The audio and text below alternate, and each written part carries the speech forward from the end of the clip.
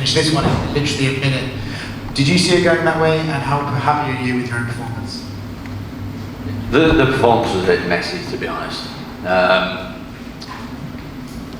If I hit anybody clean, they're going over. That's what's going on these days. If I hit someone clean, they're going over, and there's no arguments about that. It's proven now.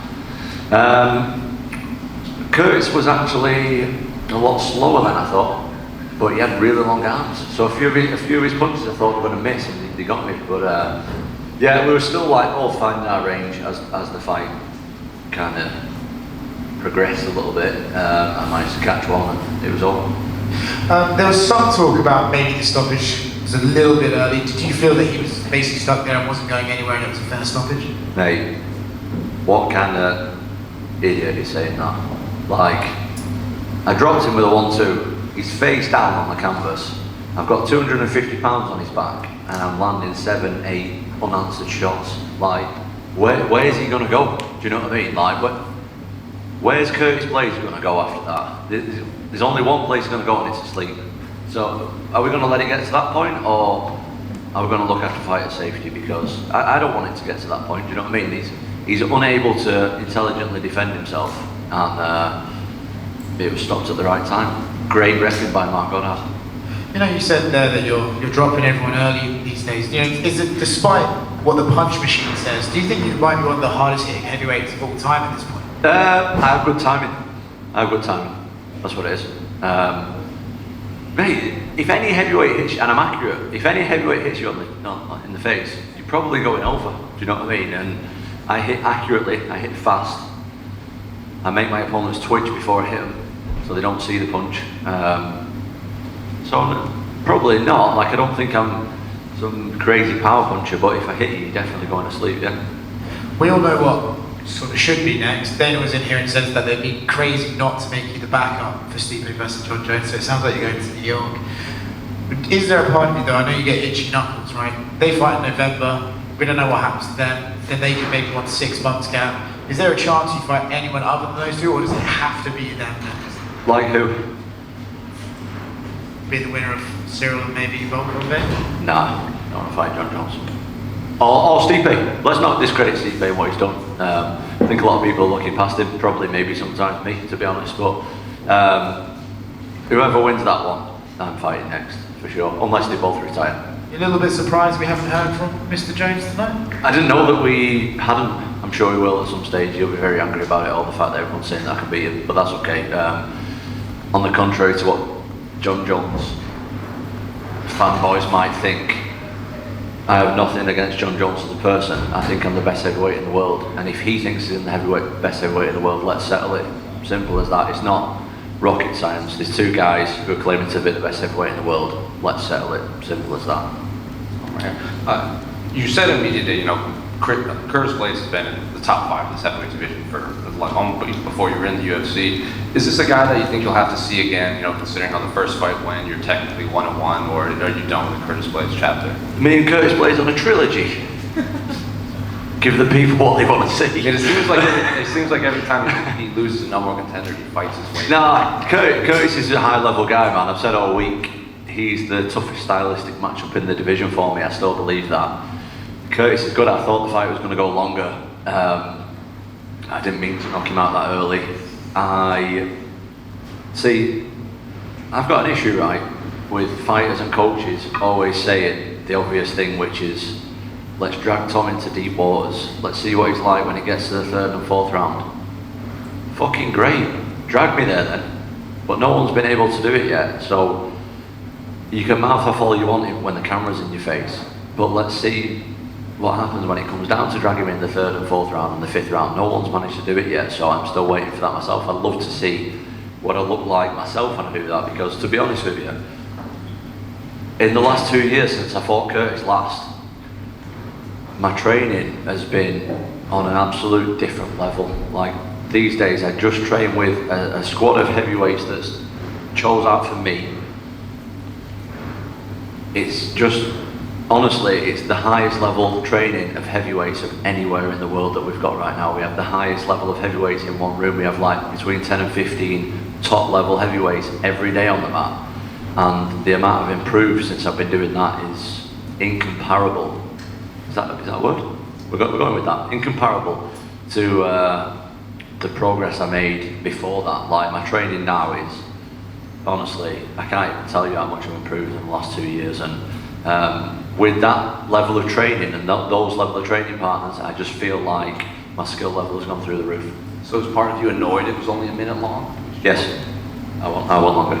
And then last one for me, you kind of touched upon it, like you're giving Stipe credit, like Stipe could win, but it seems like they're saying like you're going to fight Jon next, you're going to fight Jon next. So why don't you think fans and pundits are giving Stipe this chance against Jon Jones? Well, he's just a bit older, isn't he? And he's not. I mean, I think he lost his last fight that was like 3 or 4 years ago, and then he's not won for like 4 or 5 years. So I understand, do you know what I mean? But I don't think at heavyweight you can ever count anybody out. So we'll see how that fight goes, you know what I mean? But as I said, excuse me, I'm a bit gassy, I've just had a beer. I think I'm the best heavyweight in the world right now. And if you think you are, whoever you may be, Jon Jones, Stipe, whoever, let's fight about it. It's pretty simple, do you know what I mean? There's absolutely no disrespect here for all the Jon Jones or Stipe fanboys. I'm the best heavyweight in the world. If they think they are, come and get it. Let's settle it. It's very, very easy to settle in this sport. We both sign a contract, we both get a date, we both train for 8 weeks. And let's fight in front of 20,000, 25,000 people and millions watching around the world. And let's see who the best is. Everyone will see it, we'll decide, and we'll move on. Tom, before the fight, you said it was going to be the greatest ring walk of all time. Do you think it delivered? What do you think? I think it delivered. Solid. I reckon it was solid. And to top it all off, I got a message off Noel Gallagher this morning. He WhatsApped me. I have no idea how he got my number actually. I think it was him anyway. He said it was him, and it was him on the WhatsApp picture. And I just sent one back saying, yeah mate, I'm coming out to Supersonic as well as part of my walkout. And he sent one back saying, that's amazing, like he loved it. And I know that Noel got to see it, and Liam got to see it, and went with my usual courtesy. I don't know, Paddy's walkout's pretty awesome as well though, isn't it? So, but for me personally, I don't think I'll ever get a walkout reception like I did tonight. I mean, you say that, could we potentially get Noel to play you out at some point? I don't know, that's not really a thing though, is it, with the UFC? But, I mean, I'd be up for it, yeah. Last one from me. Obviously, the performance was fantastic, and hopefully the Jon Jones fight does happen. But with it being so good, do you think it could have potentially pushed Jones further away? I have no idea. I don't know. Jon Jones is a strange guy, man.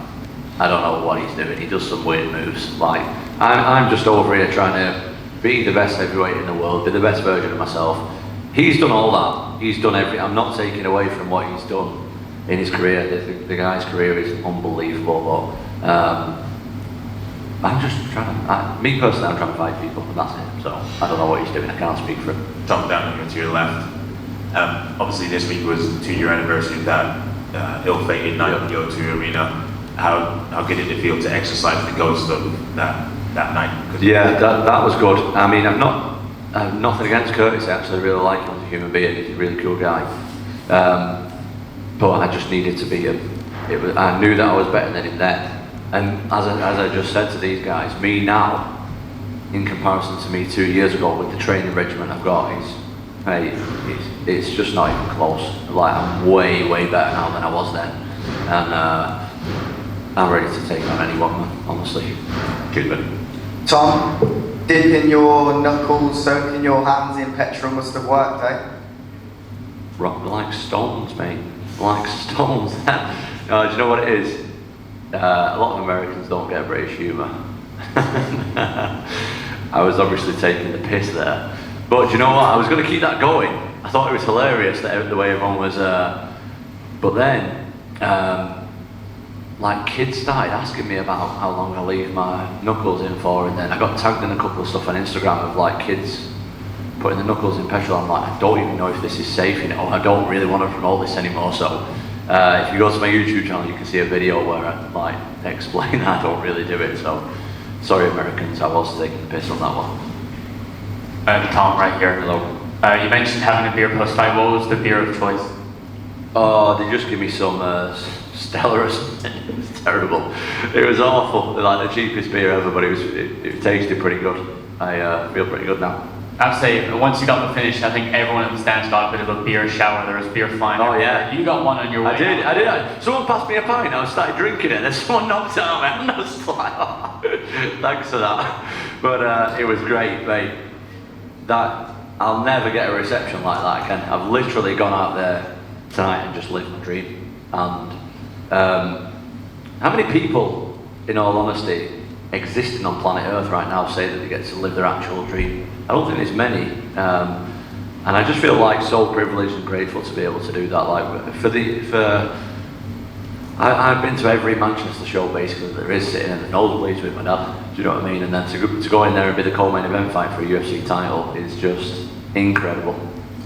Tom, you're making it look easy in there every time, stepping in there, still keeping that shortest average fight time in the UFC. When you say you're the greatest heavyweight on the planet, and you look at Jon Jones and Stipe Miocic, that dominant fashion in the way you're winning, do you see it going the exact same way with those guys? Are you that confident in your abilities? No, absolutely. I'm confident in my abilities, yeah, but I never see it going that way, to be honest. I'm not even trying to finish like tonight.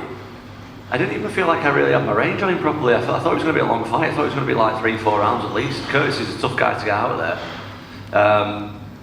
Yeah, that's when I do my best work, is when I'm like not, like I say, it was a bit of a messy performance, but I got the win. I got the bonus, so I ain't complaining about nothing. Do you know what I mean? It was great.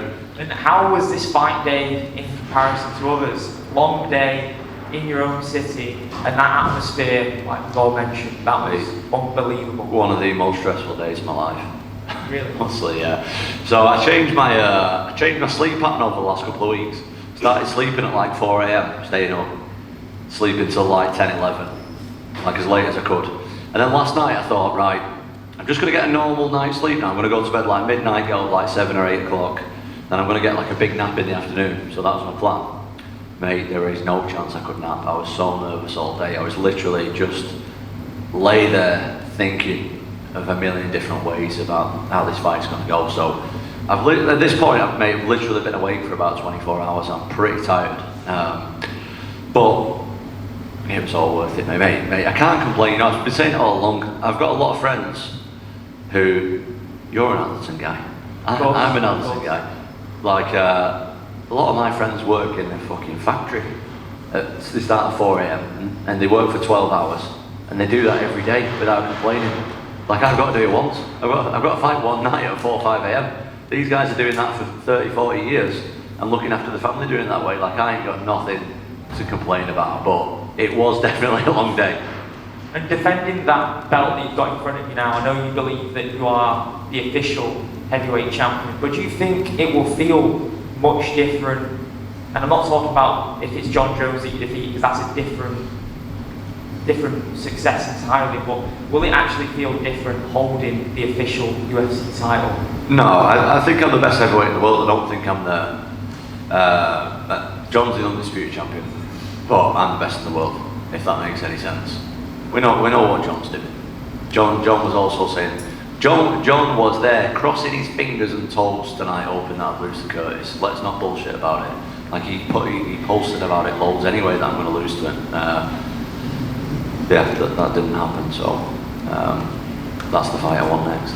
Final one from me. That fight would obviously be early next year. Are you cool just waiting your time? And obviously, if something does happen in November where you're ready to step in, that'll be. You did it last year, didn't you? Yeah, I'll do it again. I'll be ready to go in November. Well, there's talks in November, isn't there?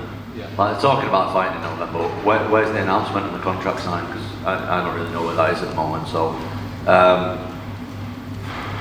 I'll be ready to step in, mate, in November if someone gets injured, which is quite likely, let's be honest. So I'll be ready, mate. I'm ready to fight whenever. Tom, looking to your left. Right, mate. Yeah. Just two quick ones from me. You say you're the best heavyweight in the world.